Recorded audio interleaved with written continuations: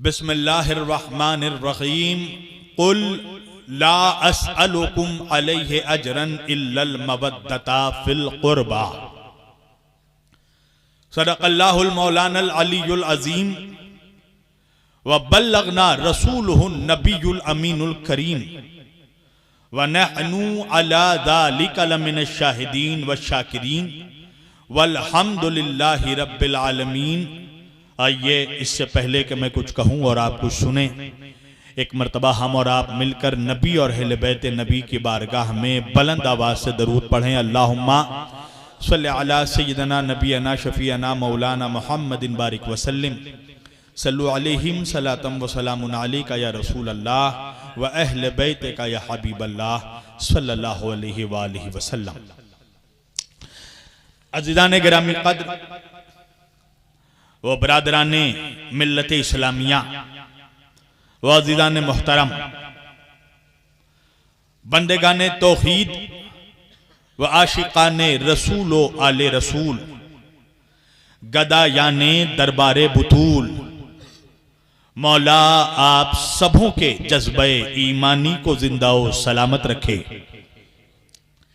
ऐसी सर्द रात में और सर्दी के मौसम में आप लोगों का यहां पर बैठकर महफिले जिक्र अहले बैत अतहार अलैहिमुस्सलाम में शिरकत करना, यही इस बात का ऐलान कर रहा है कि आप यहां पर आए नहीं हैं, बुलाए गए हैं। अज़ीज़ान गिरामी, मैंने आज के इस मुक़द्दस और मुअज़्ज़ज़ इज्तिमा के लिए कुरान करीम की जिस आयत वाफ़ी हिदाया की तिलावत का शरफ हासिल किया और उसे ही सरनामा कलाम में मौजूए गुफ्तगू करार दिया। परवरदिगार आलम अपनी मुक़द्दस किताब कुरान मजीद फुरक़ान हमीद में अपने हबीब, मदीने के ताजदार, कुल आलम के सरदार, मालिक व मुख्तार हुजूर अहमद मुश्तबा मोहम्मदुर रसूलुल्लाह सल्लल्लाहु अलैहि वालैहि वसल्लम को अल्लाह मुखातिब करके कह रहा है। यह सूरह शुअरा की आयत है। अल्लाह सूरह शुअरा में अपने हबीब को, अपने नबी को, अपने रसूल को अल्लाह मुखातिब करके कह रहा है, बिस्मिल्लाहिर्रहमानिर्रहीम कुल ला अस्अलुकुम अलैहि अजरन इल्लल मवद्दता फिल कुर्बा। अल्लाह अपने हबीब से कह रहा, कुल कुल, ए मेरे हबीब, आप इन लोगों से कह दीजिए। किन लोगों से? मुसलमानों से, मौलवियों से, उलमा से, मुबल्लिगीन से, मुहद्दिसीन से, मुतकल्लिमीन से, अहले इस्लाम से, आप इन लोगों से कह दीजिए। कुल, मेरे हबीब आप कह दीजिए। मैंने कहा, परवरदिगार तू डायरेक्ट क्यों नहीं कहता? डायरेक्ट कह दे। अपने नबी को क्यों कह रहा है, नबी आप कह दीजिए? अल्लाह तू डायरेक्ट क्यों नहीं कहता? आवाज आई, यही तो बात है कि मुझे डायरेक्ट वालों के चेहरों पर तमाचा मारना है। अल्लाह इंसानों को, मुसलमानों को, मुल्लाओं को उनकी औकात बता रहा है कि तुम इतनी औकात भी नहीं रखते हो कि अल्लाह तुमसे डायरेक्ट कलाम करे। तो जब अल्लाह तुमसे डायरेक्ट कलाम नहीं कर सकता, अल्लाह बगैर मोहम्मद के तुमसे कलाम नहीं करता, तो तुम बगैर मोहम्मद के अल्लाह तक पहुंच कैसे सकते हो?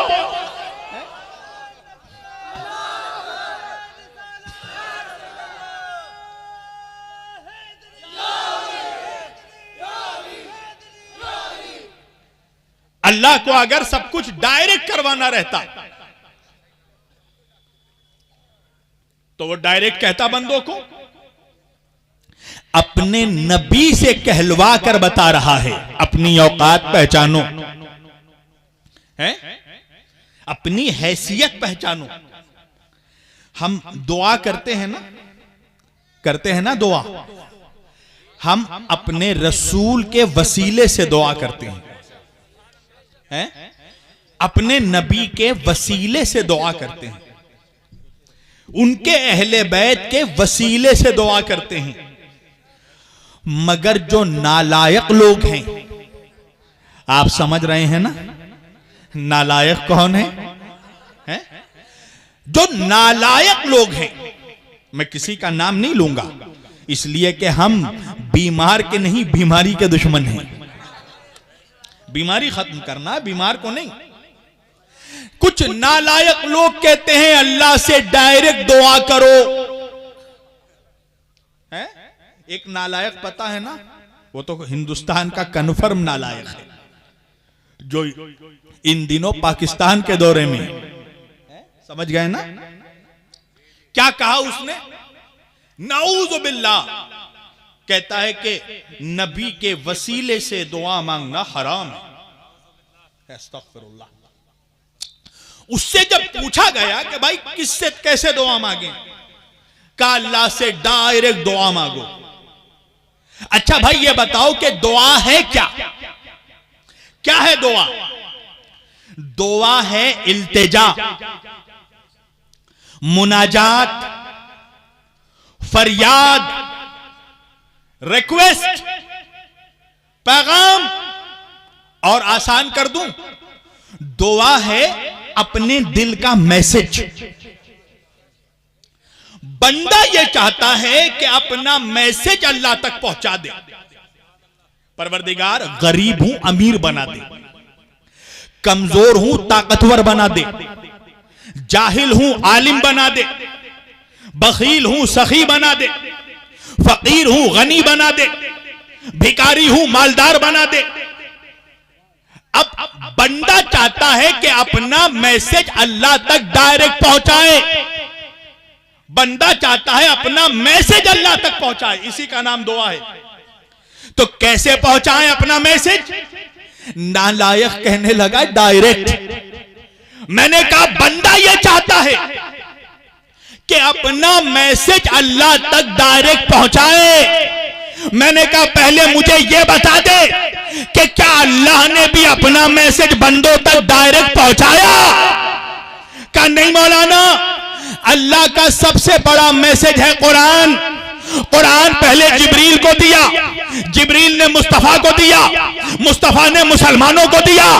अरे मनहूसों को जाकर समझाओ कि जब अल्लाह अपना मैसेज बगैर मोहम्मद के नहीं पहुंचाता तो बंदा अपना मैसेज बगैर मोहम्मद के क्या पहुंचाएगा?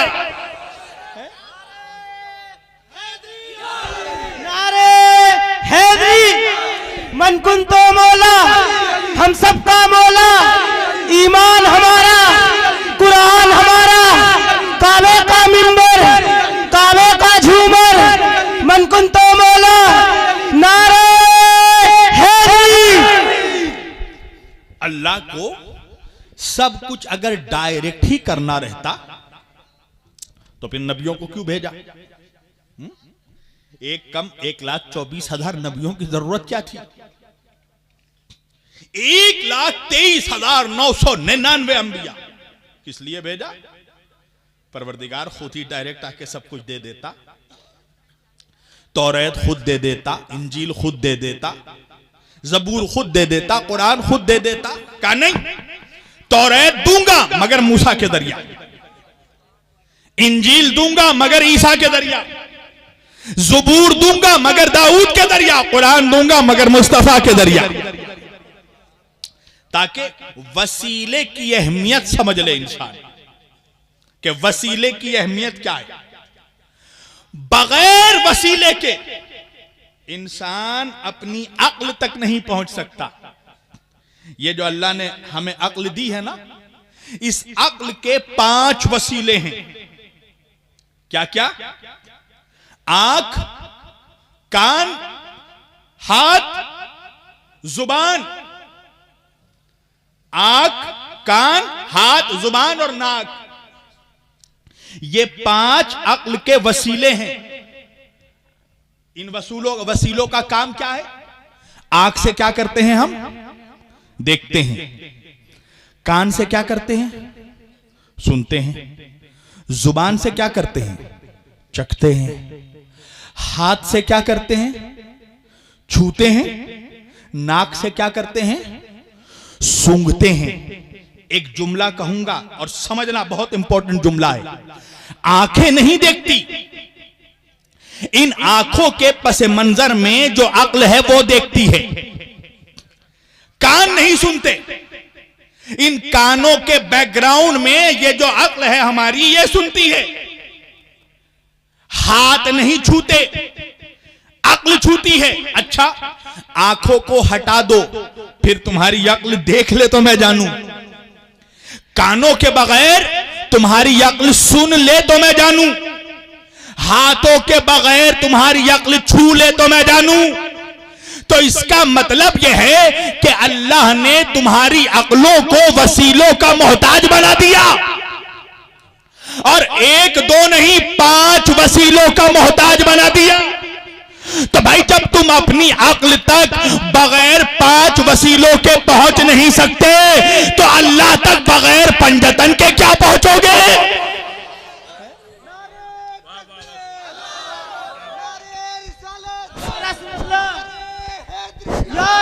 नारे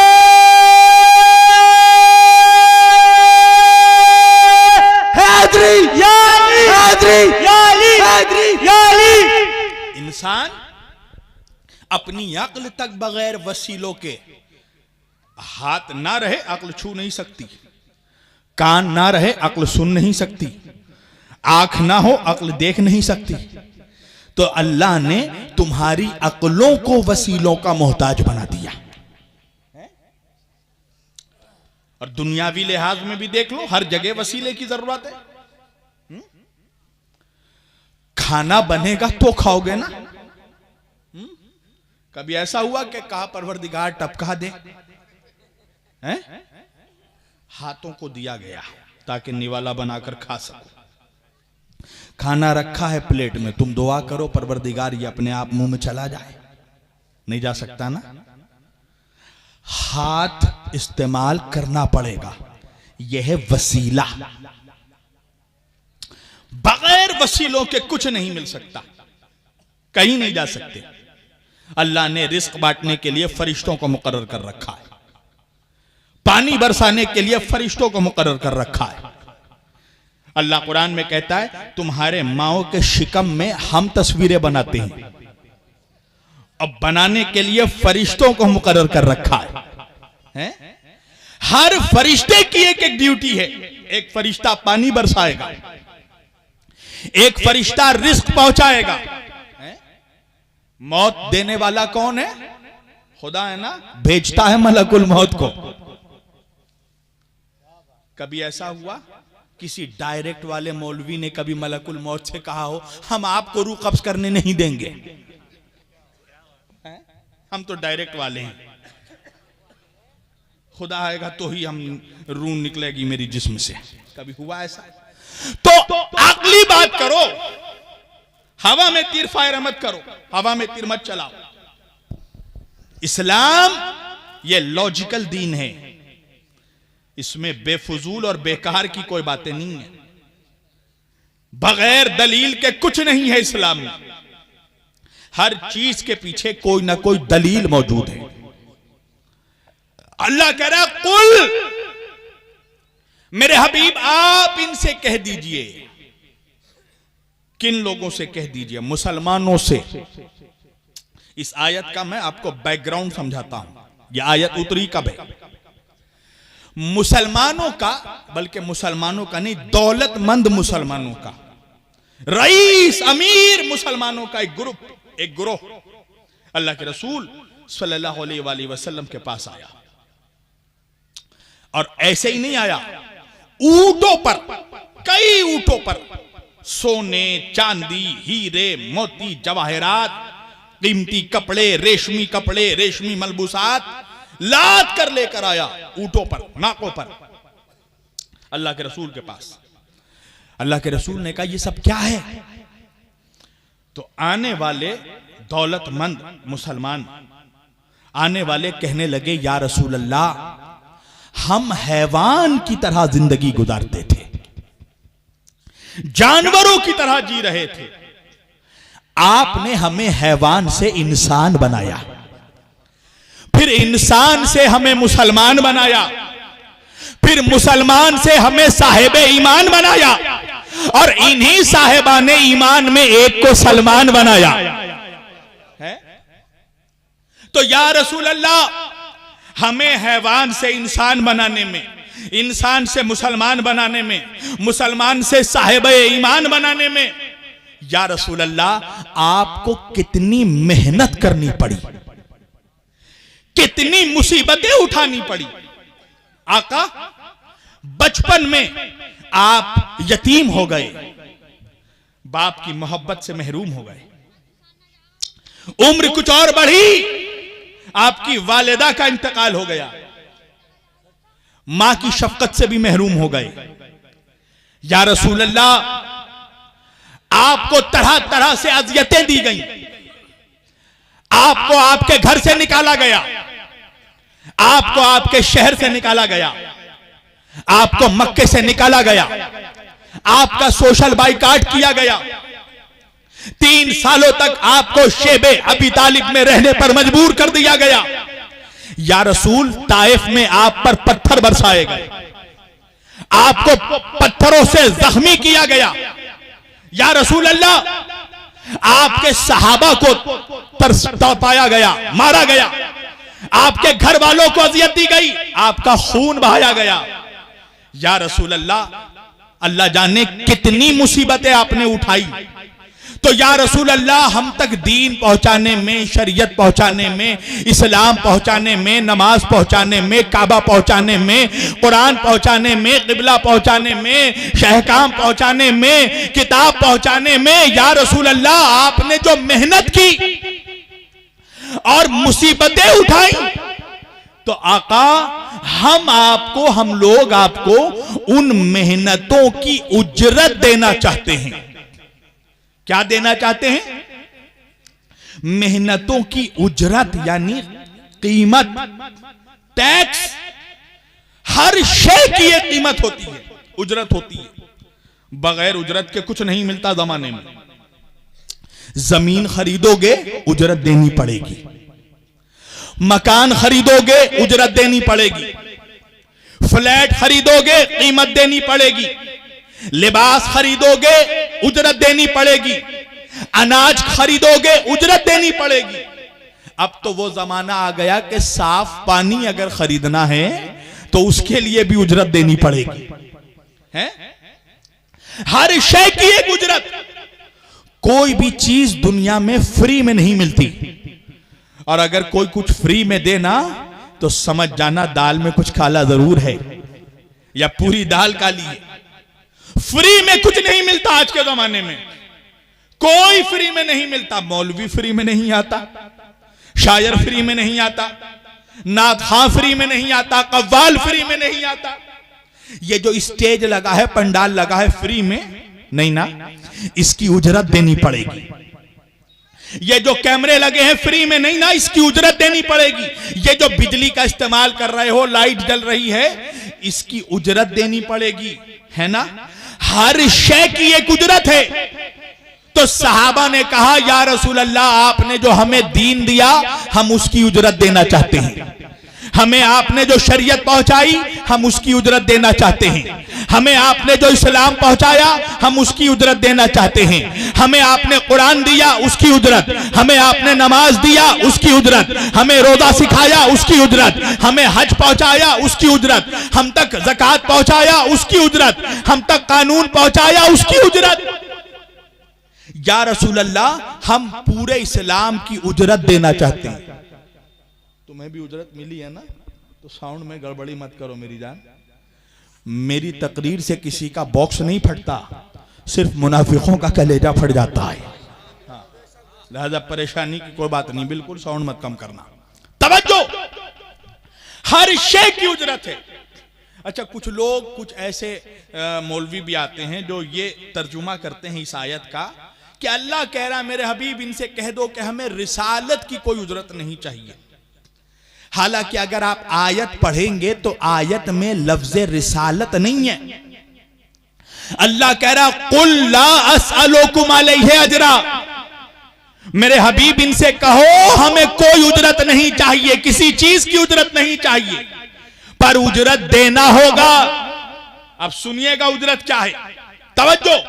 मेरे हबीब इनसे कहिए हर चीज की उजरत, यानी नमाज दिया उसकी उजरत, रोजा दिया उसकी उजरत, हज दिया उसकी उजरत, ज़कात दिया उसकी उजरत, शरीयत दी उसकी उजरत, कुरान दिया उसकी उजरत, काबा दिया उसकी उजरत, किबला दिया उसकी उजरत, तौहीद पहुंचाया उसकी उजरत, हर शय की उजरत, यानी पूरे उस इस्लाम की उजरत देनी पड़ेगी। तो एक बात तो समझ में आ गई मुसलमानों कि ये इस्लाम हमें फ्री में नहीं मिला है। ये जो हम नमाज, रोजा, हज, ज़कात अदा कर रहे हैं, ये सब हमें फ्री में नहीं मिला, हर शय की उजरत है। इस्लाम की नमाजों की, रोजों की, हज और ज़कात की उजरत देनी पड़ेगी। तो अल्लाह के रसूल को इन लोगों ने कहा या रसूल अल्लाह हम आपको उजरत देना चाहते हैं। तो अल्लाह के रसूल ने कहा क्या दोगे उजरत? तो कहने लगे या रसूल अल्लाह हम सोना लाए हैं, हम ऊंटों पर लाद कर चांदी लाए हैं, हीरे लाए हैं, मोती लाए हैं, कीमती कपड़े लाए हैं, रेशमी लिबास लाए हैं, जवाहरात लाए हैं, जेवरात लाए हैं, सोने के सिक्के लाए हैं। या रसूल अल्लाह हम आपको उजरत देना चाहते हैं। मेरी तरफ देखना, अभी ये लोग कह रहे थे कि अल्लाह ने जिब्रील को कुरान की आयत देकर भेज दिया। जिब्रील ने आकर कहा है मेरे हबीब कुल ला अस्अलुकुम अलैहि अजरा, इनसे कहिए कि अगर ये लोग इस्लाम की उजरत देना चाहते हैं तो हमें सोना नहीं चाहिए, हमें हीरा नहीं चाहिए, हमें मोती ना दें, हमें जवाहरात ना दें, हमें कपड़े ना दें, हमें दौलत ना दें, हमें रुपया ना दें, हमें सिक्के ना दें, हमें पैसे ना दें, इल्लल मवद्दता फिल कुर्बा, इनसे कहिए कि अगर देना चाहते हैं तो हमें अली की मोहब्बत दे दे। नारे हैदरी मन कुंतो मौला, मन कुंतो मौला, दम मस्त कलंदर हसनैन का बाबा, दम मस्त कलंदर अब्बास का बाबा, हक का सीधा रास्ता करबला, हुसैन जिसका बादशाह करबला करबला, नारे विलायत अलीउल वलीउल्लाह, नारे विलायत अलीउल वलीउल्लाह, नारे हैदरी या अली। इल्लल मवद्दता फिल कुर्बा, मेरे हबीब मेरे नबी इन लोगों से कह दीजिए कि उजरत देना है तो हमें अपनी दौलत ना दिखाओ, हमें हीरे मोती जवाहरात ना दो। तुम क्या हमें दौलत दोगे? तुम्हें तो अल्लाह ने गनी बनाया है खदीजा के माल के सदके में। ये तो फातिमा की मां का एहसान था कि मुसलमानों को गरीबी से निकाल कर दौलत अता कर दी है। मुसलमान तो एक वक्त वो आ गया था कि मुसलमान पत्ते खाने पर मजबूर हो गए थे, है? घास खाने पर मजबूर हो गए थे। वो किसकी दौलत थी कि जिसकी दौलत से अल्लाह ने मुसलमानों को मालदार किया? वो बीबी खदीजतुल कुबरा की दौलत थी, उम्मुल पहली मुसलमानों की मां, उम्मुल मोमिनीन जनाबे खदीजतुल कुबरा, सैयदतुत तुज्जार, मलिकतुल अरब। कौन? अरब की मलिका, वो बीबी के जिसके सिलसिले में रिवायतें मिलती हैं कि जिनकी तिजारत का काफिला, किसी रिवायत में है 80,000, किसी रिवायत में है 90,000 ऊंटों पर सिर्फ तिजारत का काफिला मक्के से यमन जाता था, यमन से लौटकर मक्का आता था। 90,000 ऊंटों पर। कौन बीबी? खदीजा। वो खदीजा जो एक तरफ मक्के के काफिरों को खड़ा करती थी, एक तरफ रसूल अल्लाह को खड़ा करती थी, और दरमियान में सोने के सिक्कों का पहाड़ बना देती थी। और सोने के सिक्कों का पहाड़ बनाकर फातिमा की मां कहती थी, ऐ मक्के वालों, मेरे मोहम्मद का सदका लेते जाओ, मेरे मोहम्मद का कलमा पढ़ते जाओ। वो खदीजतुल कुबरा है। मगर पता नहीं क्या होता है, कुछ मुल्लाओं को बीबी खदीजा की अजमत बयान करने में डायबिटीज हो जाता है? तमाम अजवाज की अजमत बयान करेगा, मगर बीबी खदीजा की अजमत बयान करने में गले में हड्डी अटक जाती है। क्यों?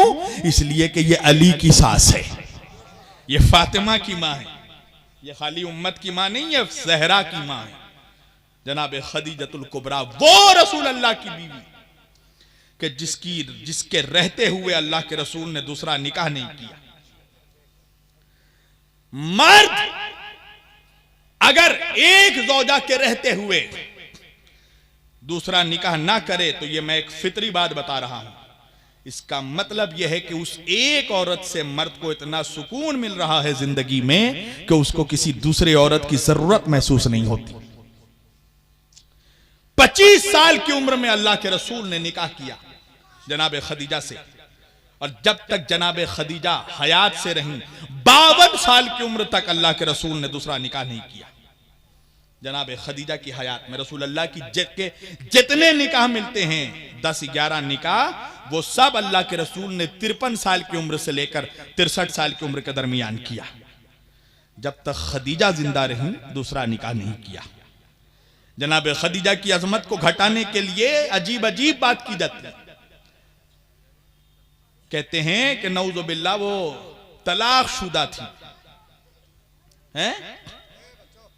क्या कहते हैं? जनाब खदीजा तलाक शुदा थी, कुंवारी नहीं थी जब रसूल अल्लाह से शादी हुई। मैं इस इख्तलाफ में नहीं पढ़ूंगा, अगर मैं अभी बोलने जाऊंगा तो मुझे 2-3 घंटे चाहिए इसको एक्सप्लेन करने में अलग अलग रिवायतों से। मैं इस पे नहीं जाता कि जब जनाब खदीजा की रसूल अल्लाह से निकाह जब हुआ है तो जनाब खदीजा कुंवारी थी या नहीं, मगर खदीजा की अजमत के लिए यही काफी है कि खदीजा को मोहम्मद कुंवारे मिले। जाकर सोचना रात को कि मैंने क्या कह दिया है। खदीजा वो उम्मुल मोमिनीन है, ज़ौजा हैं जिसको रसूल कुंवारे मिले, और जनाब खदीजा की हयात में दूसरा निकाह नहीं किया। अल्लाह ने कहा, मेरे हबीब ये क्या हमें दौलत देंगे, हमने तो इनको सब कुछ तेरे सदक़े में दिया है। लौला का लिमा खलक़तुल अफ़लाक, तू ना होता मेरे हबीब तो कायनात ना होती। इन दौलत के सिक्कों की, सोने के सिक्कों की हैसियत क्या है तेरे सामने? इनसे कहो कि हमें उजरत में दौलत नहीं चाहिए तुम्हारी, तुम हमारे सदक़े में पलने वाले, हमें क्या सदका दोगे? कायनात सदका है मुस्तफा का, तुम हमें क्या दोगे? लिहाजा अगर देना चाहते हो तो हमें सोना हीरा मोती ना दो, इल्लल मवद्दता फिल कुर्बा, हमें हमारे खास रिश्तेदारों की मोहब्बत दे दो। कुर्बा यानी कराबतदार, रिश्तेदार। मगर मैं तर्जुमा कर रहा हूं कि अल्लाह कह रहा है, मेरे हबीब इनसे कहो कि हमारे खास रिश्तेदारों की मोहब्बत दे दो। क्यों पता है? इसलिए कि आयत में कुर्बा नहीं है। अगर आयत में सिर्फ कुर्बा होता तो तर्जुमा रिश्तेदार होता, मगर अल्लाह ने कुर्बा से पहले अलीफ लाम लगा दिया है। फिल यानी अल कुर्बा, फिल कुर्बा। तो अरबी का कायदा यह है कि जहां अलीफ लाम आ जाए तो मुराद आम लोग नहीं, खास लोग होते हैं। समझ रहे हैं आप लोग मैं क्या बोल रहा हूं? हैं? बात समझ में आ रही है? आप सबों के सरों से गुजर तो नहीं रही है? हैं? मुझे मालूम है हमारे स्टेजों से आजकल वो नशा आवर गोली पिलाई जा रही है कि बस बेतुकी बातें सुनने के सब आदी हो गए हैं। थोड़ा इल्मी मेयार भी अपना बुलंद कीजिए। फिल कुर्बा, अलीफ लाम कहां आता अरबी में? अगर मैं यहां बैठे बैठे कहूं किताबुन, तो किताबुन से मुराद कोई भी किताब हो सकती है। History, geography, mathematics, chemistry, science, कोई भी किताब। पर अगर मैं अलीफ लाम लगा दूं और लगाकर कहूं अल किताब, तो अब अल किताब में हर किताब नहीं आएगी, कोई खास किताब। जहां अलीफ लाम आ गया अल, यानी वहां आम नहीं, कोई खास चीज मुराद होती है। तो अल्लाह कह रहा है फिल कुर्बा, और यह मुल्ला का बयान नहीं, अल्लाह का ऐलान है।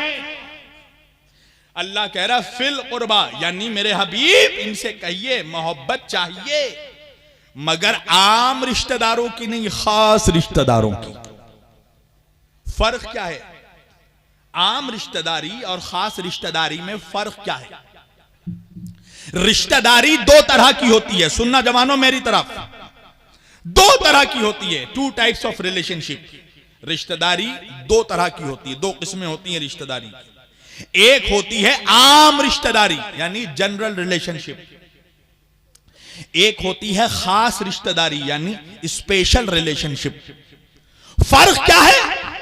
आम रिश्तेदारी वो रिश्ते होते हैं जो हम बनाते हैं, और खास रिश्तेदारी वो रिश्ते होते हैं जो अल्लाह बनाता है। आम रिश्तेदारी यानी जैसे दोस्ती का रिश्ता, हम तय करते हैं हमारा दोस्त कौन होगा, हमारी मर्जी। किसी को भी दोस्त बना ले, लड्डन कल्लन झुम्मन, जिसको चाहे दोस्त बना ले, हमारी मर्जी। जिससे दोस्ती करें, सैयद से करें, पठान से करें, जोला से करें, कसाई से करें, गरीब से करें, अमीर से करें, जाहिल से करें, आलिम से करें, मरीज से करें, डॉक्टर से करें, मुजरिम से करें, मुलजिम से करें, वकील से करें, लंबे से करें, नाटे से करें, छोटे से करें, मोटे से करें, काले से करें, गोरे से करें, हमारी मर्जी। जिसे चाहे दोस्त बना ले। हम डिसाइड करते हैं कि हमारा दोस्त कौन होगा, हम तय करते हैं हमारा दोस्त कौन होगा, हम चुनते हैं हमारा दोस्त कौन होगा। तो ये वो रिश्ता है जो हम बनाते हैं, दोस्ती का रिश्ता। दूसरा रिश्ता आम रिश्ता क्या है? देखो, है बहुत नाजुक रिश्ता, मगर है ये आम रिश्ता। कौन सा रिश्ता? तवज्जो, बीवी का रिश्ता। हम तय करते हैं हमारी बीवी कौन होगी, है ना, हमारी मर्जी। जिससे शादी करें, गोरी से करें, काली से करें, मोटी से करें, छोटी से करें, लंबी से करें, नाटी से करें, हमारी मर्जी। हम तय करते हैं ना भाई हमारी बीवी कौन होगी।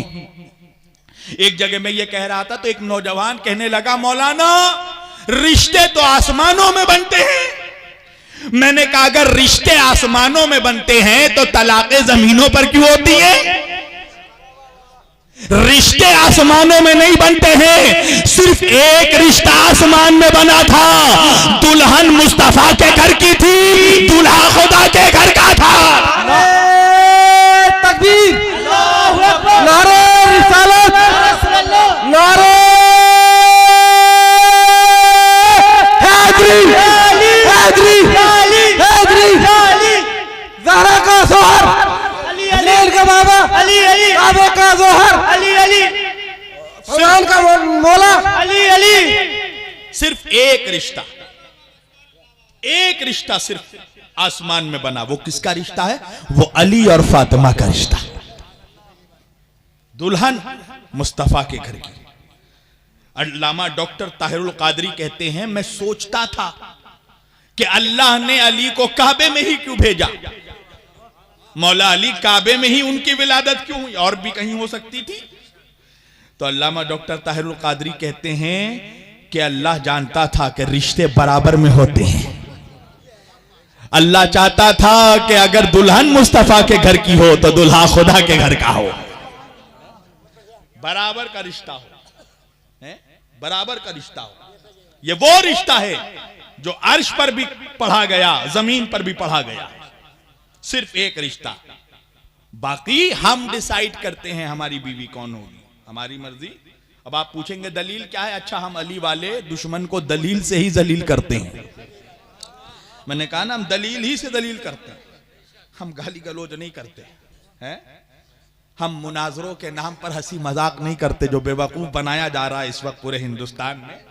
मुनाजरे के नाम पे पूरे मुसलमानों को बेवकूफ बनाया जा रहा है। हम हंसी मजाक नहीं करते, दलील से बात करते हैं। तवज्जो, दलील क्या है कि हम तय करते हैं हमारी बीवी कौन होगी। अच्छा, यहां सब शादीशुदा हैं? नहीं, कुछ के चेहरों पे मुस्कुराहट बता रही है कुंवारे भी बैठे। अच्छा भाई, शादी हुई नहीं है जवानों, किसी न किसी की शादी में तुमने शिरकत तो की होगी, अटेंड तो किया है कोई ना कोई शादी। तो शादी में इंसाफ से बताओ कि जब काजी आता है तो दुल्हन से पूछता है ना कबूल है कि नहीं। कभी तुमने कोई ऐसी शादी देखी कि दुल्हन की अम्मा से पूछा हो दामाद कबूल है कि नहीं है? दूल्हे के अब्बा से पूछा हो बहू कबूल है कि नहीं? भाई बी औरत से ही पूछता है कबूल है कि नहीं। हक वारिस।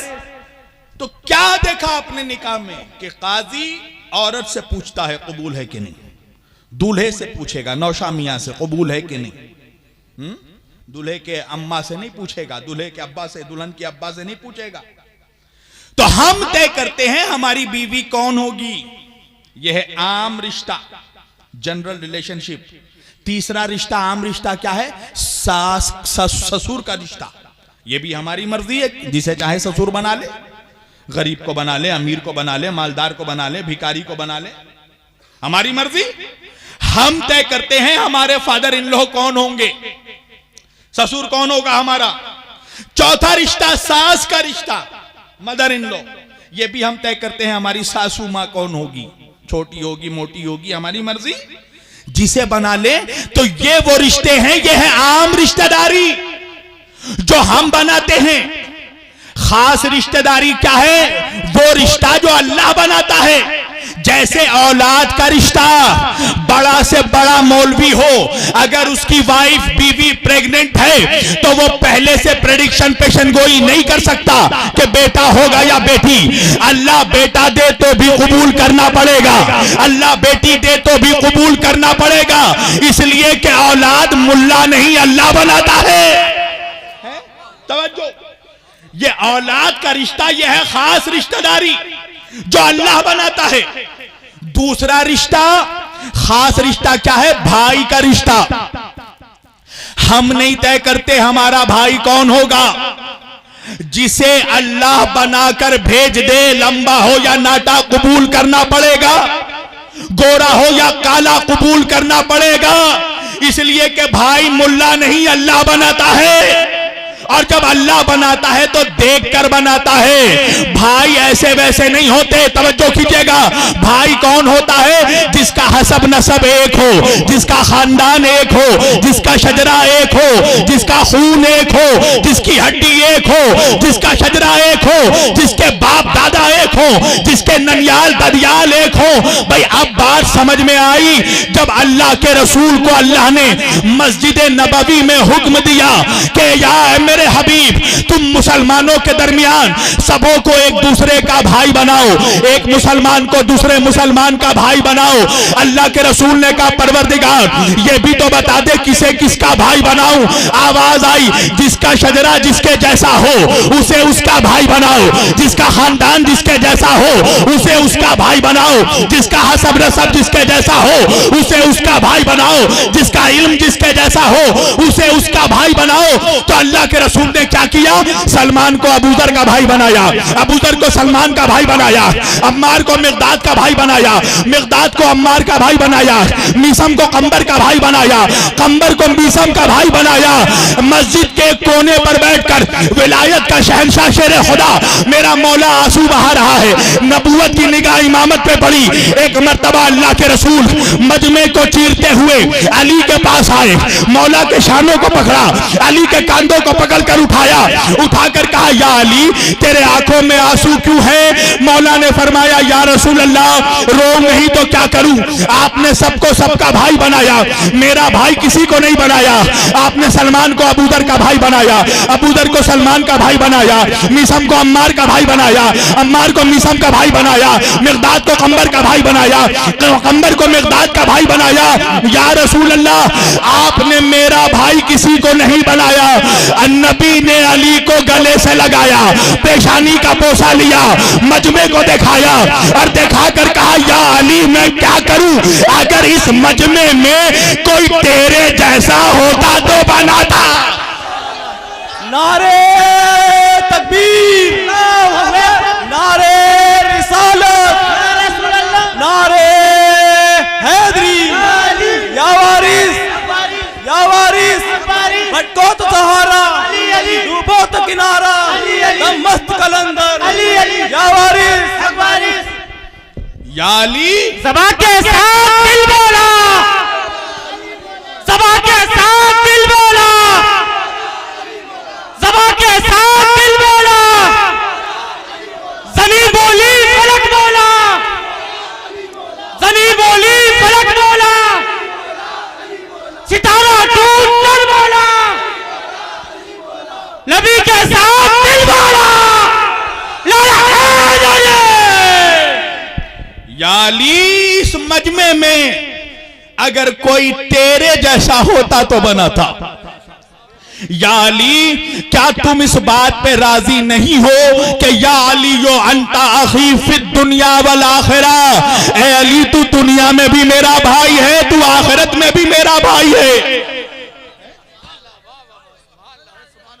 तू दुनिया में भी मेरा भाई, तू आखिरत में भी मेरा भाई। अच्छा, आप सब खुश हो गए, मगर हम हैं अहले बैत के वकील, और वकील का काम है बाल की खाल निकालना। इसीलिए तो मुनाफिक हमसे परेशान होता है कि हम लोग बाल की खाल निकालते हैं, बारीकी को पकड़ते हैं। आप कहेंगे मौलाना इसमें क्या बारीकी है मेरी जान। एक बात ये बताओ, नबी क्या बना रहे हैं अली को? अपना भाई बना रहे हैं ना। तो आप तुम पूछो कि मुझे क्या परेशानी है? परेशानी किस बात की है पता है? भाई उसको बनाया जाता है जो पहले से भाई ना हो। नहीं पहुंचे आप लोग? भाई उसको बनाया जाएगा जो पहले से भाई ना हो। अली तो नबी का सगा चचाजाद भाई है। नहीं पहुंचे आप लोग अभी भी? अली और नबी का हसब नसब एक, अली और नबी का खानदान एक, अली और नबी का शजरा एक, अली और नबी का खून एक, अली और नबी का गोश्त एक, अली और नबी की हड्डी एक। नहीं पहुंचा आप अभी तक? सुनिए, जो अली का दादा वही नबी का दादा, और जो नबी का दादा वही अली का दादा। अली के दादा भी अब्दुल मुत्तलिब, नबी के दादा भी अब्दुल मुत्तलिब। जाकर तारीख इस्लाम उठाकर पढ़ो, हजरत अब्दुल मुत्तलिब के 10 बेटे थे। तवज्जो, 10 बेटे थे, मगर उन 10 बेटों में सबके बाप अब्दुल मुत्तलिब थे, मगर मां सबकी अलग अलग थी। मगर अली के बाबा अबू तालिब और नबी के बाबा अब्दुल्ला, ये दोनों वो सगे भाई थे जिनका बाप भी एक था, मां भी एक थी। नारे रिसालत, नारे हैदरी, नारे हैदरी, नारे रिसालत। या रसूलल्लाह। रसूलुल्लाह के और जितने चचा थे, हारिस, हमजा, सबके बाबा अब्दुल मुत्तलिब थे, मगर मां सबकी अलग थी। मगर अबू तालिब और अब्दुल्ला यानी नबी के बाबा और अली के बाबा वो सगे भाई जिनका बाप भी एक, मां भी एक है। यानी अली और नबी का ननियाल भी एक, ददियाल भी एक, शजरा भी एक। तो सवाल है कि भाई उसको बनाता खुदा जो पहले से भाई ना हो। अली तो नबी का सगा खूनी भाई है, चचाजाद भाई। तो जो ऑलरेडी भाई है उसको भाई बनाने की जरूरत क्या थी? बताता हूं। हो सकता था बाद में कोई मुनाफिक कहता कि वो रूहानी भाईचारा हो रहा था। अल्लाह के रसूल ने बताया कि देखो अली मेरा जिस्मानी भाई भी है, अली मेरा रूहानी भाई भी है। तो अब वो मुनाफिक ही क्या जो अली की अजमत को हजम कर जाए? एक मुनाफिक परेशान होकर कहने लगा, शब्बीर अली वारसी, अगर ऐसी बात थी तो अल्लाह ने अली को नबी का सगा भाई क्यों नहीं बनाया? बहुत बड़ा जवाब दे रहा हूं मुरादाबाद के महमूदपुर के जलसे से। क्या वजह है कि अल्लाह ने अली को नबी का सगा भाई क्यों नहीं बनाया? वजह यह है महमूदपुर वालों कि अगर अल्लाह अली को नबी का सगा भाई बना देता तो दामादे रसूल कौन होता?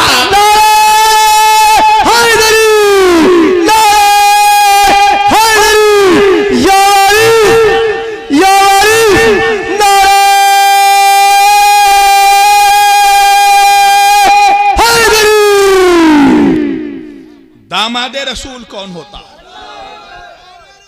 या रसूलुल्लाह, या अली, या अली।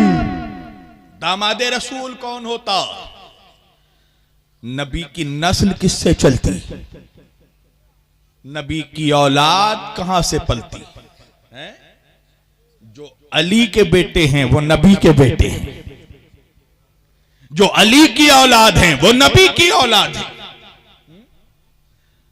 इसलिए अल्लाह ने सगा भाई नहीं बनाया, क्योंकि दामाद रसूल बनाना था, नस्ल चलानी थी अली के सुल्ब से।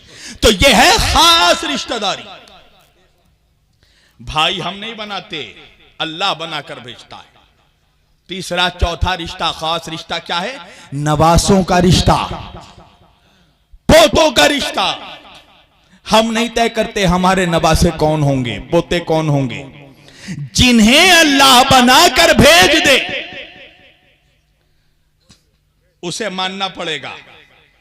अब बात समझ में आई कि आम रिश्तेदारी और खास रिश्तेदारी में फर्क क्या है।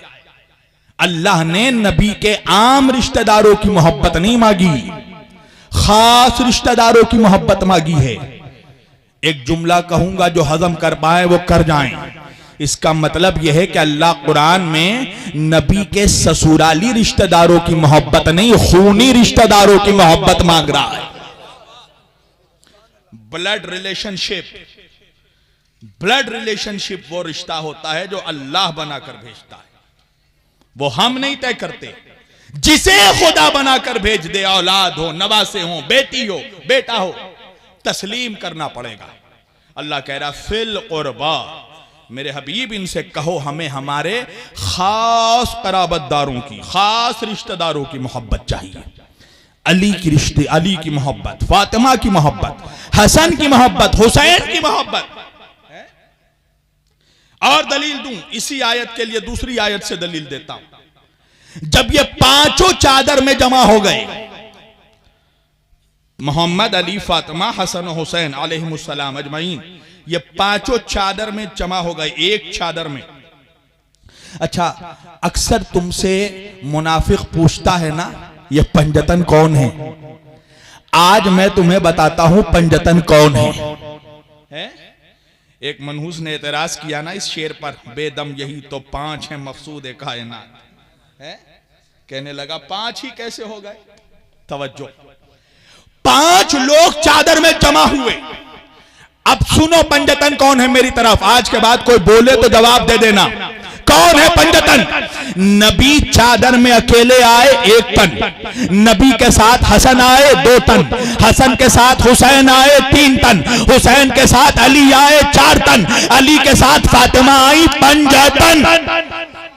बेदम यही तो 5 हैं मकसूद कायनात। खैरुन्निसा हुसैन व हसन मुस्तफा अली। जब ये पांचों चादर में जमा हो गए, अब सुनिएगा इस हदीस की रावी कौन है? हमारी अम्मा जान उम्मुल मोमिनीन ज़ौजाए रसूल जनाबे सैयदा उम्मे सलमा रज़ी अल्लाह ताला अन्हा। और इस हदीस को कौन लिख रहा है अपनी किताब में? वो कि जो अहले सुन्नत का सबसे बड़ा मुफस्सिर कुरान है, यानी तफसीर तबरी के अलावा जिसने सबसे बड़ी तफसीर लिखी है, तफसीर दुर्र मंसूर। किसने? इमाम जलालुद्दीन सुयूती रहमतुल्लाह, अहले सुन्नत का सबसे बड़ा मुफस्सिर, अपनी मुस्तनद तरीन तफसीर में यह वाकया लिख रहे हैं, तफसीर दुर्र मंसूर में, कि जब ये पांचों पंजतन चादर में जमा हो गए तो जनाबे सैयदा उम्मे सलमा उम्मुल मोमिनीन रज़ी अल्लाह ताला अन्हा अल्लाह के रसूल के कमरे में तशरीफ लाई। पंजतन को चादर में देखा। मोहम्मद वाली और फातिमा हुसैन और हुसैन अलैहिस्सलाम सलाम किया, रसूल ने जवाब सलाम दिया। उसके बाद जनाबे उम्मे सलमा फरमाती हैं कि आका या रसूल अल्लाह, क्या मुझे भी इजाजत है? सुनना, किसी शिया की तफसीर नहीं पढ़ रहा हूं, अहले सुन्नत की तफसीर पढ़ रहा हूं। क्या मुझे भी इजाजत है कि मैं भी आप 5 पंजतन के साथ चादर में शामिल होकर छठी हो जाऊं? आप 5 के साथ मैं भी चादर में शामिल हो जाऊं? सुनना रसूल का जवाब। अल्लाह के रसूल ने फरमाया, है उम्मे सलमा, तुम खैर पर हो, तुम खैर पर हो, मगर पंजतन के साथ चादर में शामिल नहीं हो सकती। अल्लाहु अकबर। यानी नबी की सगी बीवी, एक जुमला कहूंगा, जब नबी की सगी बीवी, सगी जोजा होकर पंजतन के साथ चादर में शामिल होकर छठी ना हो सकी, तो यहां वहां का छटा हुआ मुल्ला पंजतन की बराबरी क्या करेगा? 2-2 टके का इंसान जो ये कह रहा है हम अली जैसे, नबी जैसे, कभी आईने में चेहरा देखा है मनहूस? उस नूर का मुकाबला कर रहा है जिसके सदक़े में कायनात को अल्लाह ने खल्क़ किया, जिसके सदक़े में यूसुफ को अल्लाह ने हुस्न दिया है। दिन के उजाले में जिन मनहूसों का चेहरा देखकर उनकी बीवियां डर जाती हैं, वो कह रहा है नबी हम जैसे थे, अली हम जैसे थे। नबी की जोजा पंजतन की बराबरी नहीं कर पाए। अल्लाह के रसूल ने कहा आप खैर पर हैं, उम्मत की मां हैं, उम्मुल मोमिनीन हैं, मगर पंजतन के साथ चादर में शामिल नहीं हो सकते। तवज्जो। तो कौन है ये पंजतन? जब ये 5 जमा हुए तो जिब्रील कुरान की आयत लेकर उतरे, सूरह अहज़ाब की 33वीं आयत, 33वें सूरे की 33वीं आयत। क्या? इन्नमा युरीदुल्लाहु लियुज़हिबा अन्कुम अर्रिज्सा अहलल बैत व युताहिरकुम तत्हीरा। ए आका, अल्लाह बादे दरूदो सलाम ये फरमा रहा है, इन्नमा युरीदुल्लाह, अल्लाह का ये इरादा है, ले युज़हिबा अन्कुम अर्रिज्सा अहलल बैत, कि आपके खास घर वालों अली, फातिमा, हसन और हुसैन के करीब भी अन्कुम अर्रिज्सा, अल्लाह किसी तरह की गंदगी को पहुंचने नहीं देगा। अहले बैत के करीब अल्लाह किसी तरह की निजासत को आने नहीं देगा, गंदगी को आने नहीं देगा। तो मेरा नौजवान मुझसे क्यों पूछता है कि मौलाना 1400 साल से अली का जलसा हो रहा है, 1400 साल से हुसैन का जलसा हो रहा है, सब क्यों नहीं आते? मैं क्या करूं भाई? अल्लाह कुरान में कह रहा है हम गंदगी को अहले बैत के करीब आने नहीं देंगे। नारे तकबीर, नारे तकबीर, नारे रिसालत, नारे हैदर।